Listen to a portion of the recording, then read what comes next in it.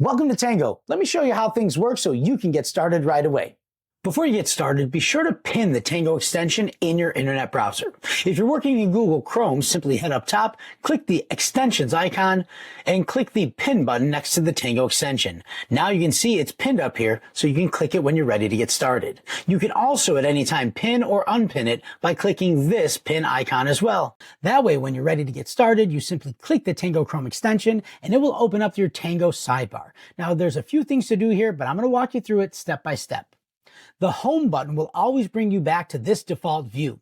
You can click this icon to view nuggets that have been pinned right on this web page. So here you can see both Bailey and Mark have left me some pinned tangos right here on this web page. And this feature is dynamic. So if I go to my Zoom web page, you can see that it's changed and now I have different tangos that have been pinned right here. Back in the sidebar, you can click the search icon to search for tangos by keywords, such as a software name or a process name. Then you can click the settings icon. Here you can switch between Tango workspaces if you have more than one. You can select on-screen controls, which will add this little dot where you can actually access these Tango features right from this little on-screen control.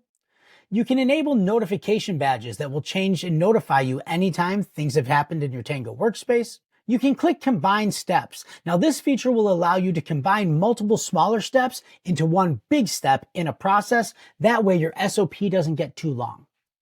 And finally, for Tango Pro and Enterprise users, I'll click the home icon to go back home. And here you can see you have the Start Capture button. This is where the process really begins for creating a Tango. You can also select how you want to view the tangos in your sidebar. Sometimes you might star a tango, which means it's very important. Those will show up when you click star. You can also look at the most recent tangos that have been added or used and discover new ones based on the work that you've been doing.